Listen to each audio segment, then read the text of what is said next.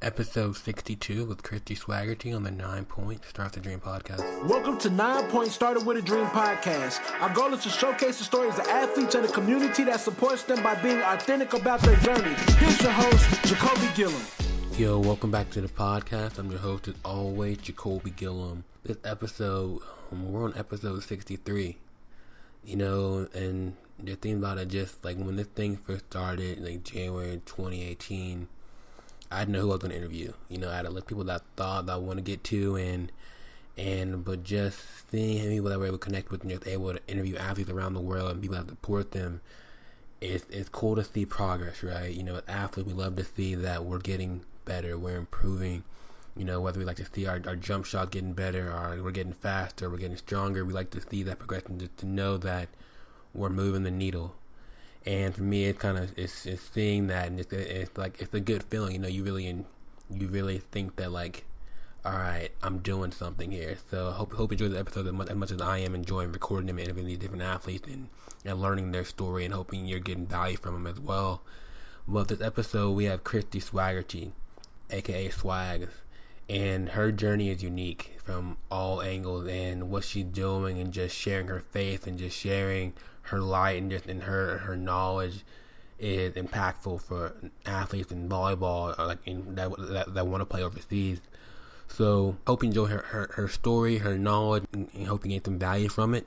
And let's get to it. So Christy, the question that everyone that comes on is, when you're younger as an athlete, what was one of your biggest dreams, goals you want to achieve? Well, I was a volleyball player, but also a basketball player. So I wanted to be the first woman in the NBA, but that passed. So we don't have to worry about that anymore. But I definitely was very focused on, playing club volleyball and really getting any kind of college scholarship to play.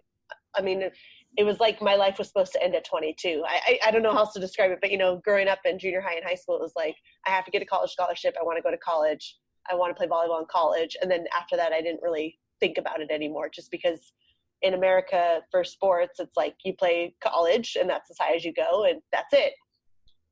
I can relate. Like that was my goal. I wanted to go D1. D1 was the goal, and I was like, after that, I don't know. But so for you, the goal was to get to college, and what was it? Because you want to go to college? What's your drive behind that? I think that, my parents are educators, okay? So I grew up in Christian schools. They worked in Christian schools. That was like their ministry. It was also their way of making sure that they could afford Christian education for me and my sister. And so we really didn't have a lot of money growing up. So I was kind of like, okay, I love volleyball, but I definitely need to use this as a way to afford college ultimately, because I didn't want to go to a junior college. I didn't want to go to like a public school. I wanted to go to a Christian university. So I wasn't quite focused on D1 as much, but I really wanted to just have the opportunity to like be on a Christian team in a Christian university and have a really great college experience. And, it was very interrupted because I tore my ACL right before my senior year of high school. So all of my initial ideas kind of went out the window, and then I had to kind of pivot and figure out new places to go that would be more fitting for me coming off of an injury directly into college. Wow. Your story is relatable. I can relate to that. Yeah. That's the whole ACL thing. So everybody's gone through it. Mm-hmm. It wakes you up sometimes. Yep, absolutely. I mean, really, I was at a big recruiting tournament. It's like the volleyball festival. It's a big West Coast thing in the summertime, right before my senior year of high school. And it was kind of like, okay, I hadn't gotten any offers yet. This was my chance for 5 days of getting seen, and I wasn't playing the right position. And I was just getting really discouraged. Like, I don't even know if do I even want to keep playing volleyball after high school? Like, it hasn't worked out as well as I thought. And, maybe it's just not the right thing to do. Maybe because I had strong academics, like it wasn't going to be a problem as far as going somewhere and studying or anything like that. But yeah, I was really debating, like, maybe I'll just do my senior year and be done. And then as soon as I tore my ACL and they told me, like, you probably tore your ACL, it's going to be 6 to 7 months recovery. And then they're crying. My dad's crying. We're like, I just told him, I was like, I'm not done playing. Like, I don't even think I had told him that I was thinking about being done yet. But at that point I was like, okay, now I know for sure this is something I want to continue to do, at least through college at that point. So for you, you're saying the ACL was almost like that that catalyst that kind of gave you Absolutely. back your heart for the game. It was one of the absolute defining moments of my life. And I can relate. Oh, Yeah. it hits home because I tore mine. I tore mine my senior year of high school on homecoming. So oh my gosh, all the drama. all the drama. I was in a 3-piece suit the next day trying to dance. Oh man. Lesson learned: don't thank you leg with torn ACL. Yeah, right. It's not good. I had to fly on a plane about 5 days after I tore mine, and it was just so miserable. I kept telling my parents, I do not want to go on this trip. It was like a trip to visit family in another state, and they're like, no, we have to go. We bought the tickets, and I was just like, like I don't want to get on a plane. Oh, that's rough. Yeah, it was bad. So for you, why volleyball? Out of all the sports, I know you said basketball, whatever, but what about volleyball was like the one that took your heart?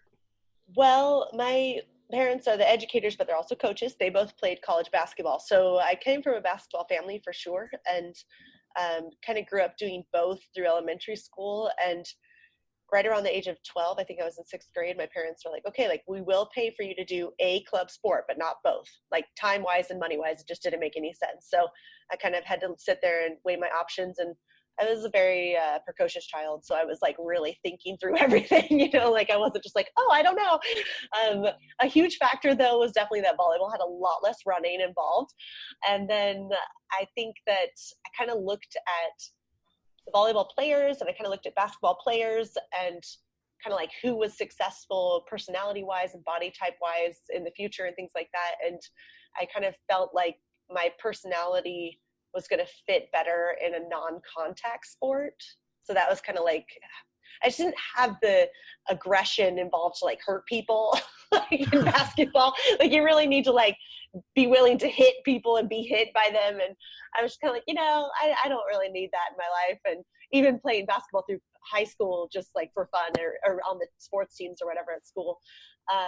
Like I would play and I would be, giving my best effort and stuff, but there were girls that were like way more serious about it than I was. And I just never connected that level of seriousness with basketball. And then when I played volleyball, it was like down to business, do this job, get it done. Like I just had a very much more like a bigger vision for it for myself, I guess. So yeah, volleyball kind of was the way to go. But basketball, I still love basketball. My husband's a basketball coach. Like I watch basketball all the time. So.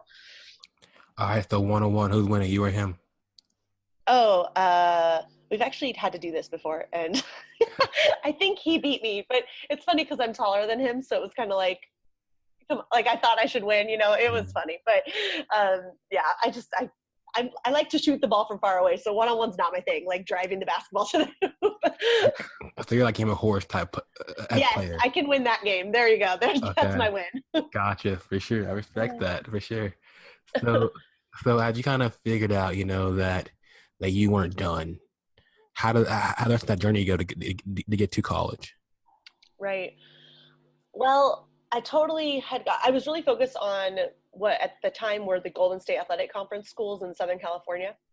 That's like totally changed now. But I had really wanted to go to places like Biola, Point Loma. I can't remember where else, but yeah, kind of like the top level Christian schools in that conference. And after I tore my ACL, I kept in touch with those coaches, but I could tell like it wasn't going to continue very much further. My dad was really pushing for me to go to the master's college. It's not the master's university. And I was like so turned off by the idea. Like we'd done a campus visit and I'd had like the worst attitude the whole time. I was like, everything's brown. I don't like it. It's in the middle of nowhere. I just was totally like, no, this isn't it. But then after I tore my ACL, I was like, okay, I think I need to consider master's again. And in the end, I considered master's. I was still considering Point Loma because they had a really good journalism program, and Whitworth up in Spokane actually. And then I had also applied to like a Simpson University, which was about an hour from where I lived, just kind of like as my backup plan. And then ultimately master's was kind of just like the best option doctrinally for Christian schools. They still taught like 7-day creation and like Jesus is king and things like that. And, a lot of Christian schools have gone away from that. And I really wanted to go somewhere where the theology was going to be on point. And yeah, so I chose master's, and it was a very interesting experience, but I can say for sure that I made the best friends of my life, and I had fun every single day, and I played all 4 years of volleyball. Very cool. So for you, like, what your faith was, I'm guessing, so, probably a dumb question here, but so your faith was like a big part of your journey. Yes, absolutely.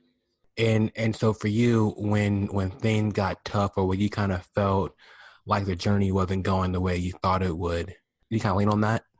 Well, I mean, yes. The short answer is yes. I think that, tearing my ACL was definitely not the first difficult thing that had happened to me. I would say it was the third. Just a brief overview. When I was 12, 13 years old, we had moved from like our main family home, like really far away from all our friends. So that was just a very upsetting, like, situation. You're 13, you don't think anything's going to change, and all of a sudden everything changes. Mm-hmm. And then later in high school, we moved twice. Then it was getting kind of nuts. And then my best friend died in a car accident. So that was obviously extremely upsetting and life altering in all the ways. And she was one of my basketball teammates, and her name was also Christy. So that was like really fun for us.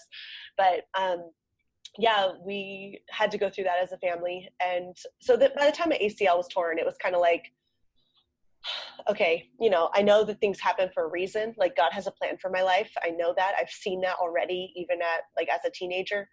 And I immediately, even knowing that I wanted to keep playing, I was realizing that God was using that in my life to keep me on the volleyball path in a lot of ways. And that next year of high school, I didn't play any sports. I ended up starting my coaching career, like officially, if you want to call it that. And I spent a lot of time investing in the ministries at my school. I was student body president. I was a yearbook editor. I was like running all the Bible studies. So it was just a different, like, kind of resting year. And I think that God really used that year in my life to make sure that I was always going to be grateful for every opportunity I had to play volleyball ever again. And I can honestly say that, I was 17 when I tore my ACL. I'm 33 now. For 16 years, every moment that I've been able to play volleyball, I'm like experiencing so much joy and so much happiness and gratefulness for all of those moments. And it comes from that injury. It comes from God using the different things in my life to really, like, make sure that it was going to be the right thing for me, and that I would be able to be a light in this sport for others. That's some fire right there. Yeah, I am definitely fired up. Because I think it's true though. Like, I'm a big believer that he gives us a taste of what we want before we're ready for it. So Yep. like he gives us like a taste of the career, the taste of the the money, the dream, whatever it may be. You taste it before you're ready for it, and then that way when you have it a second time, you're more grateful and more appreciative, because you're like, okay, I don't lose it again. For sure.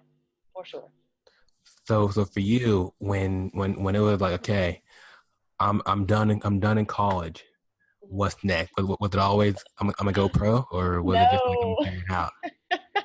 Oh man, it's like I feel like growing up and like all of high school and stuff, like my whole story, I felt like it was a very like just unexpected, these very distinct moments that changed my life.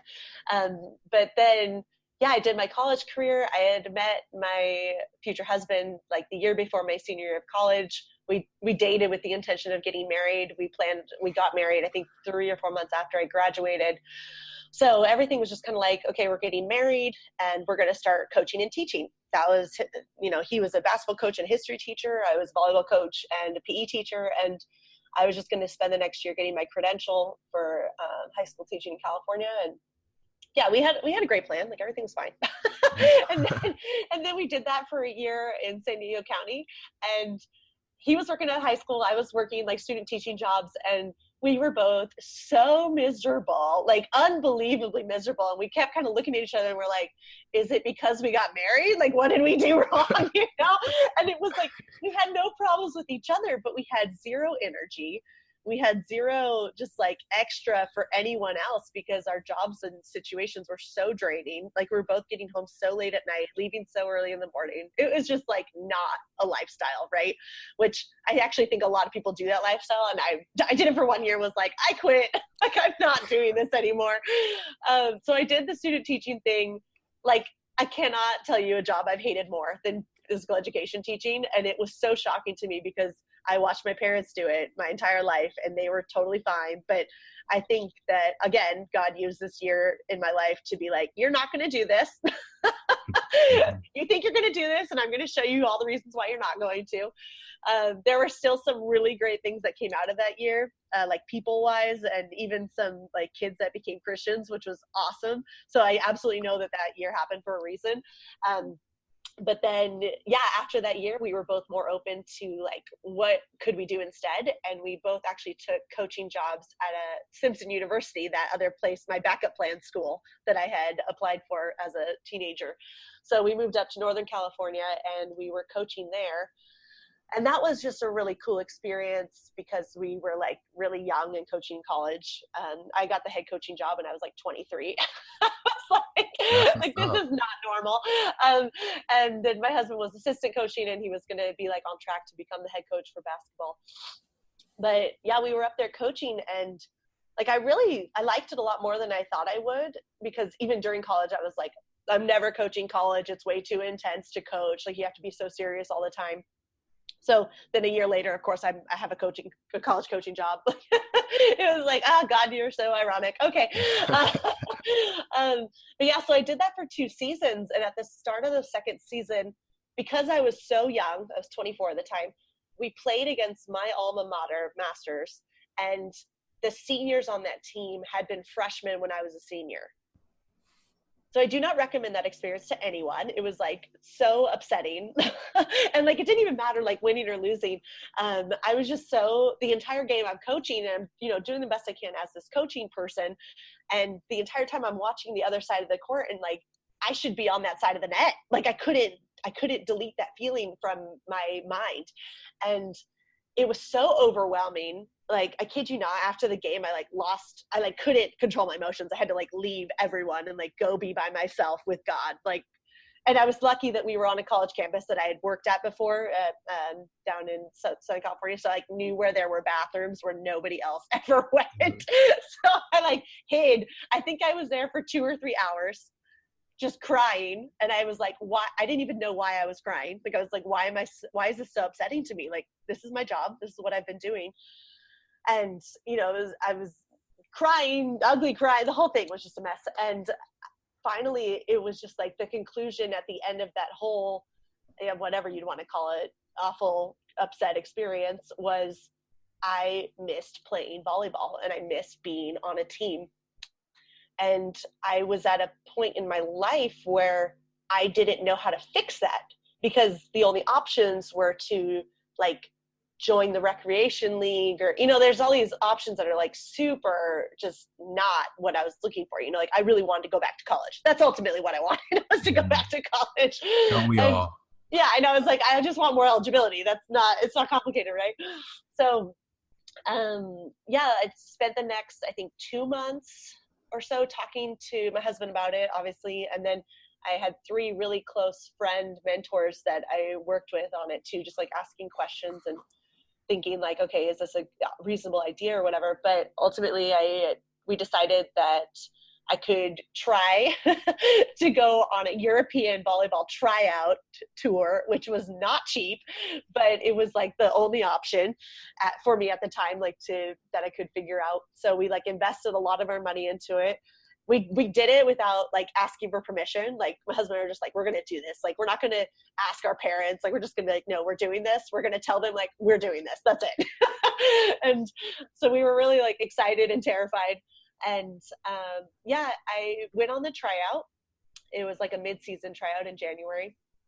And I was one of like only 3 NAIA players there out of 40 girls. Like everyone had played D1. And it was like the most impressive volleyball people I'd ever been around in my life. And it was a great experience. But the thing was, it was still just God like pushing me along, because he knew I needed all those steps to get to this spot. And I mean, I'm on this tour and I'm thinking like, okay, this could just be a really cool 10-day trip. But if they sign you while you're on the tour, you end up staying in Europe for the next 3 months. So it's very high risk.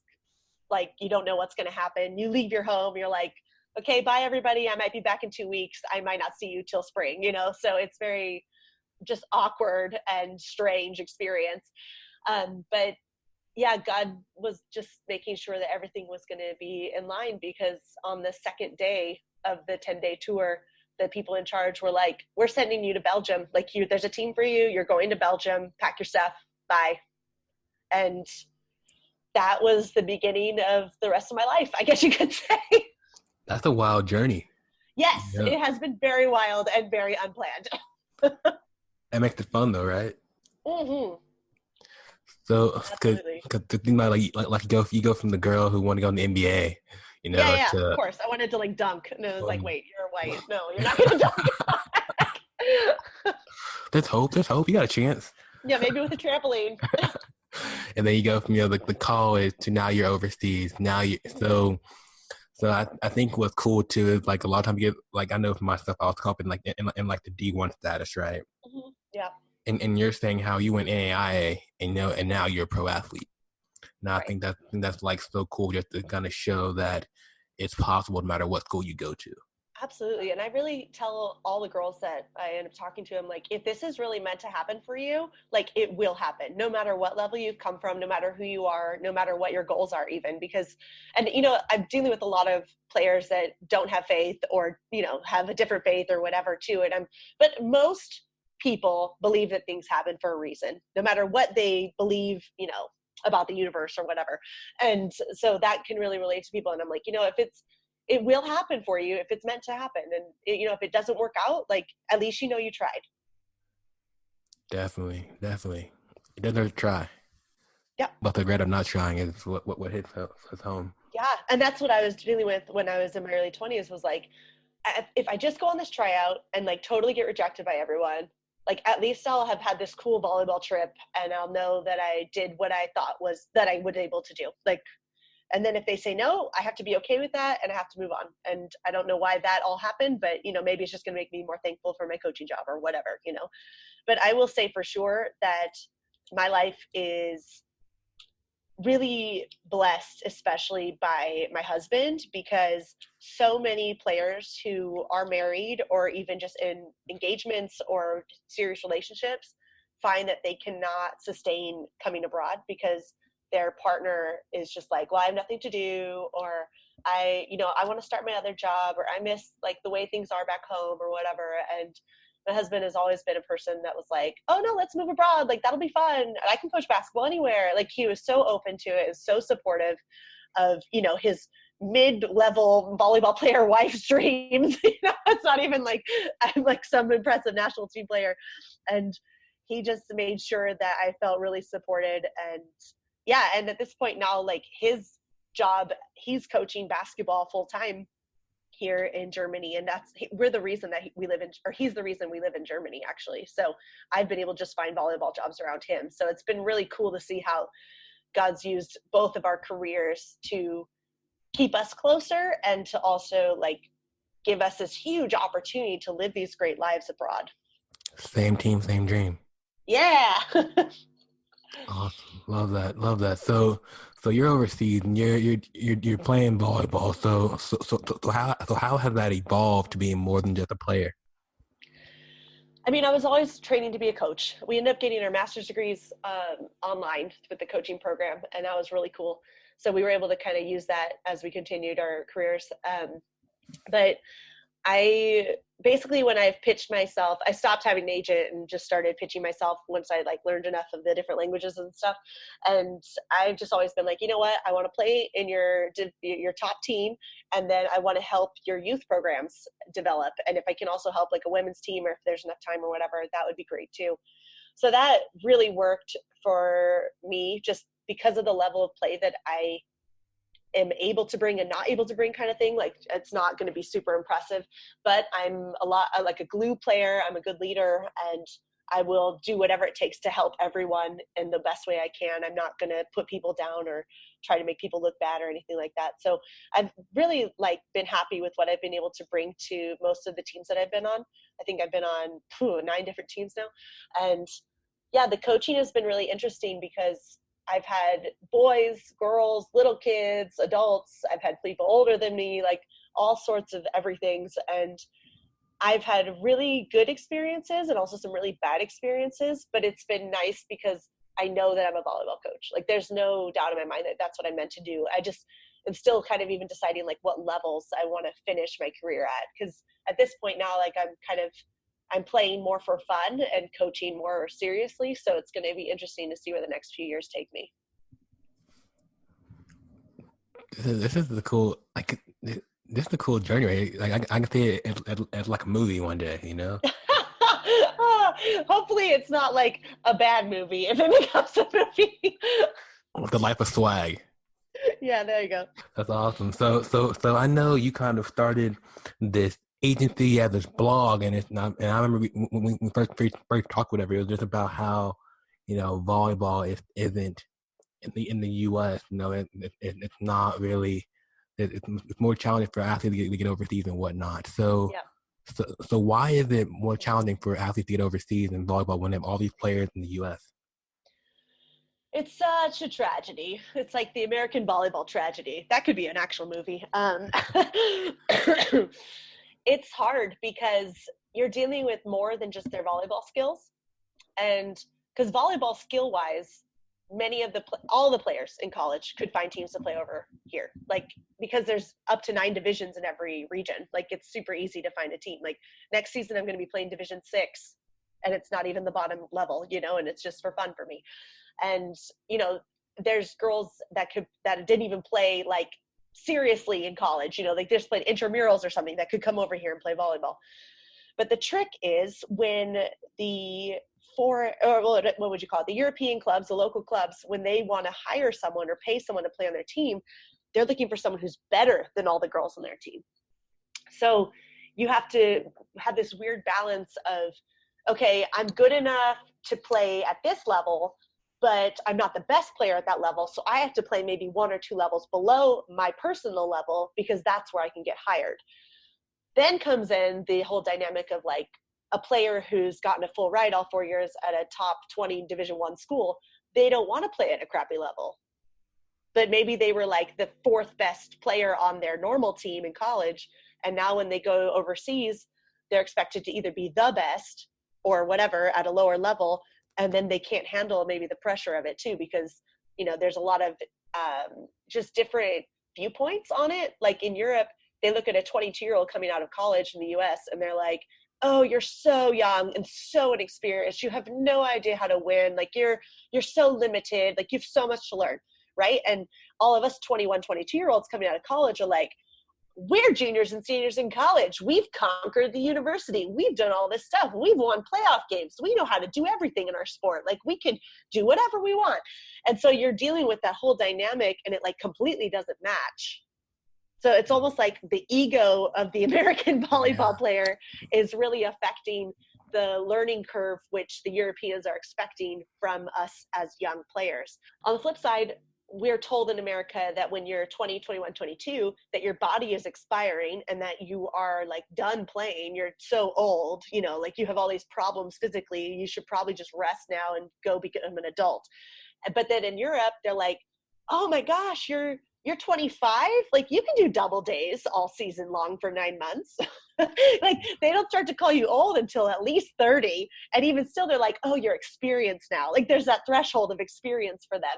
So it's really interesting how like both sides have like a negative aspect and then both sides have a super positive aspect where like once I kind of got over the hump of being the young player abroad, they really respect the fact that I've been here a long time and that I'm not getting injured as a player in my 30s and that I'm taking care of my body. So it's kind of like if you can get over the hump and stay over here for 4 to 5 years at least, then you can see a big difference in the respect level that you're going to receive. I think just listen to what you said, like a lot I learned from that was just the ego, right? And like the ego can really be it can be a power, it can be a positive or a negative thing depending on how we look at it. So do you think it's because there's no pro tier in the U.S. that a lot of our athletes just think that we kind of accomplished Mount Rushmore already in volleyball? Yep. Yeah, for sure. I mean, NCAA volleyball is the best volleyball in the United States. And in a lot of ways, it's some of the best volleyball in the world when you talk about like the top 10, 15 teams. And it's just really tough because if a player could just go from playing on their college team to going back home and playing on the local pro team, like we would have way more than 300 American women playing volleyball after college. But as it stands, there's like 300 of us. And I'm in that number, which is hilarious. You know, like I don't deserve to be in the top 300 volleyball players after university, but I'm there because I pushed and I don't want to give it up. Like I'm going to make sure I find where I fit and go for it.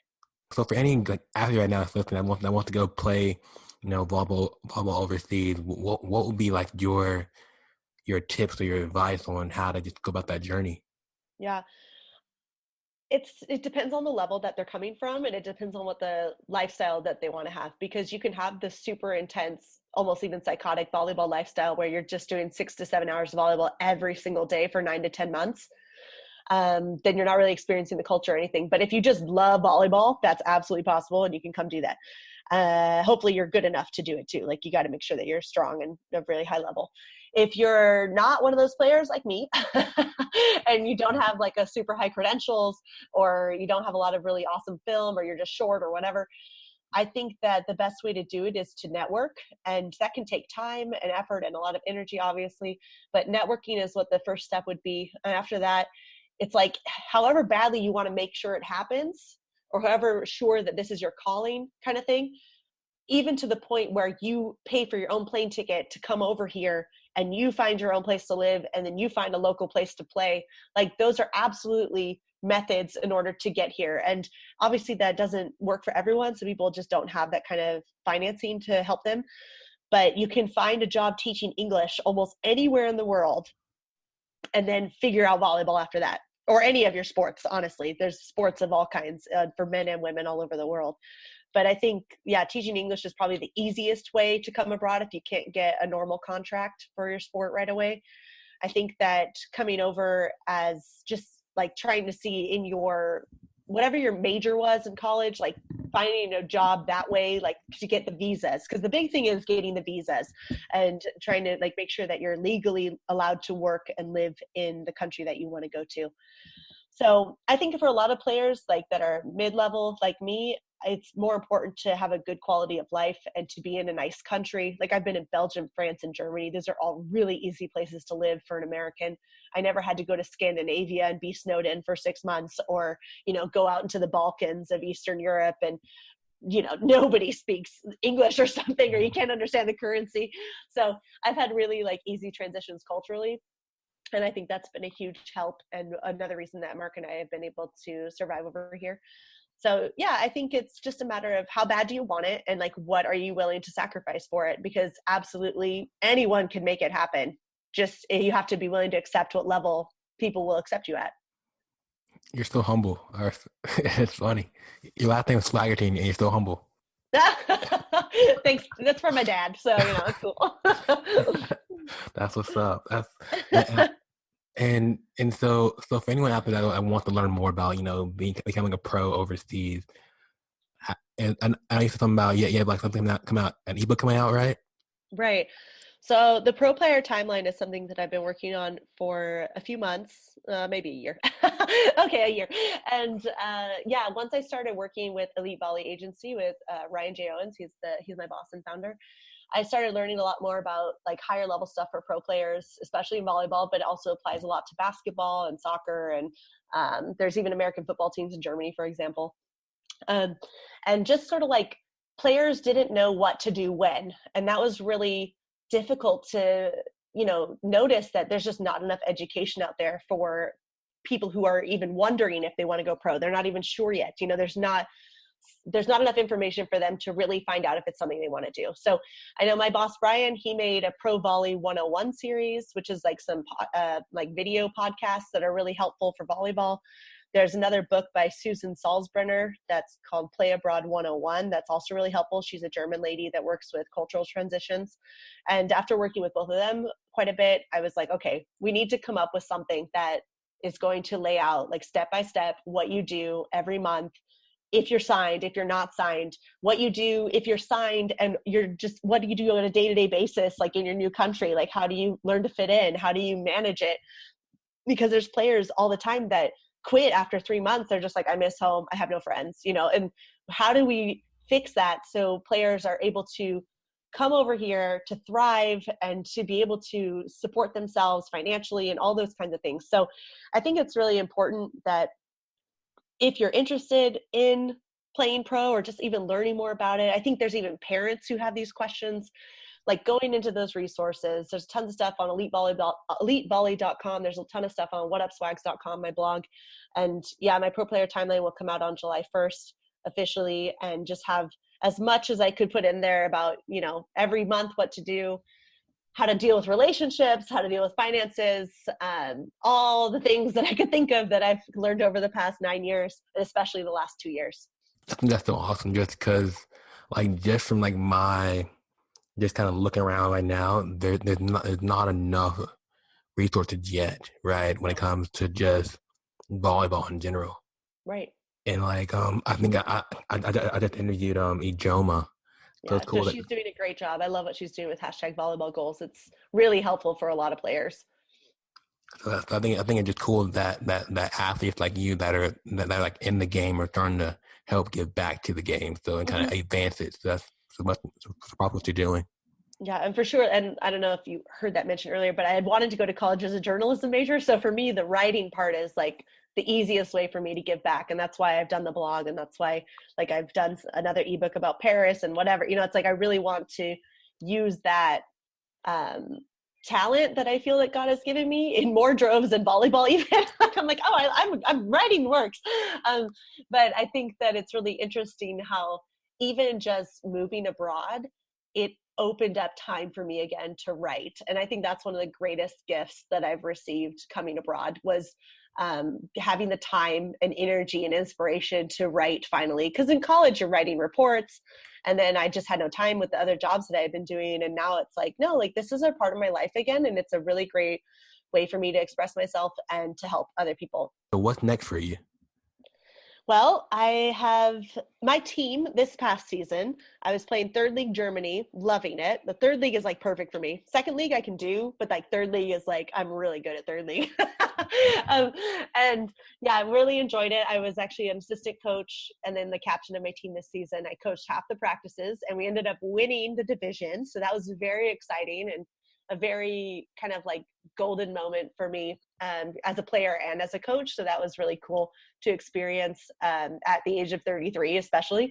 And yeah, after that happened, it was kind of like, okay, my team's gonna move up to second division. I don't think that's the right thing for me to do right now. And yeah, kind of looked at all my options and decided to stay with my same club, but play with their kind of like B team, I guess is the best way to put it. And that's in Division 6. So I'm going to be the head coach and the player in that Division 6 team. I'm going to change my position. I'm not going to set anymore. I'm going to be an attacker. And that'll be like a throwback to my high school days. But I'm really excited. I've already started practice with them. We've had like 3 weeks of practice and I really like the girls. It's a really cool project, just like kind of helping them transition to being more adult players. Their ages like 18 to 22 mostly. And yeah, I'm really looking forward to it. I'm still going to be coaching I've got like 11 to 13-year-olds that I coach in my club, and they're really cool kids. I really love the people here that I get to work with. It's been a really huge blessing. Out of all the clubs that I've played at, like both the coaching and the playing aspects have been amazing people, and it has not always been that way. So I know that I'm really appreciative of that. And yeah, I'm still working with the agency to place players. It's been nuts right now with offers and negotiations and contracts and stuff, but it's also really fun. I really enjoy the challenge of it and just getting to learn about so much more of the industry and like how I can help normalize it and make it more available for more players. And then, yeah, just working on different ebook projects and blogging and traveling. I love traveling too, but that's like a hardcore hobby. Hey, you overseas, you might as well enjoy it and travel all across the place. Absolutely. I definitely did not want to be a person who spent all of my younger, able years sitting in an office and working, and then retiring and then traveling when I was like 70. Like, I don't want to travel when I'm 70. So I'm really happy that I've gotten to have like almost all the experiences I've already like just wanted in my life as someone in my 20s and 30s. And, you know, they keep evolving the different experiences that I want to have as I get older. But it's really cool how I've gotten to experience a lot of different places and meet a lot of different cool people in a time frame in my life that was earlier than a lot of people have been able to. I love it. Like, just a cool, like, I'll say it again, but it's just like a cool, your journey just really, it's unique. Oh yeah. I know. It's like the people that I meet up, they're like, wait, what are you doing? I'm like, yeah, so we like do sports. And they're like, okay. And then they're like, wait, you're married? Like everyone's so confused about the whole process, but I wouldn't have imagined it any other way. And 100%, like, God was just guiding the whole way. Oh, you know what? There's one other thing that I do all the time, and that is Athletes in Action Bible studies for pro players. And that is a super cool project that we just started in the past year and a half or so. So I love doing that. That's like I used to teach English, and now I'm just focusing on the Bible studies because that is like a huge ministry, and I love getting to do that time with the other players. And is it like what, online, or how does it work? Yeah, we do it through Google Hangouts or Google Meet, and there's about 5 or 6 pro players in each group. And I think we had 3 groups this past semester. And yeah, it's so cool because there's not a lot of Christian community when you come overseas at all. Like there's their version, like the local version of Christian community, which is maybe the Catholic Church or, Orthodox or whatever. And it's not quite what would you call it? A non-denominational Christian from America is used to. So we have like once a week, we meet for an hour on video. Yeah. And we just go through a different like book of the Bible or like a book that we're reading together, and just sort of like all of a sudden establish consistent community. So girls can really express what they're going through in a safe space. And like, I love it because I can help them as a player and a coach as an agent. So they always have lots of questions for me about all 3 of those relationships. And it's really fun. And it's just such a cool opportunity to work with Athletes in Action. I never got to work with AIA when I was back in the States, but yeah, this has been a really great opportunity, and to just be a part of their ministry. And yeah, it's like my favorite volunteer work ever. I think what's cool, just kind of hearing like your story, just like your heart for giving back.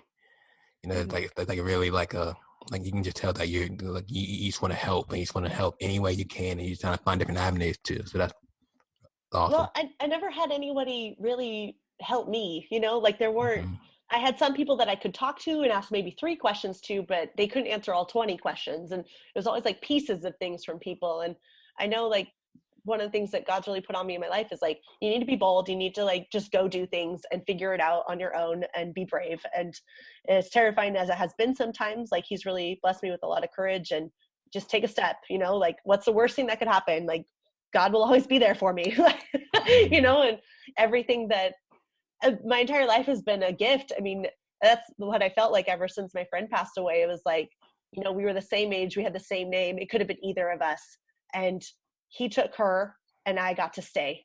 So I really believe that it's my responsibility to live an unbelievable life and to do the things that, I'd never imagined I could do, and to do them for Christy as well. So I think that's a huge driving force in my journey. You're spitting fire all day. Yeah.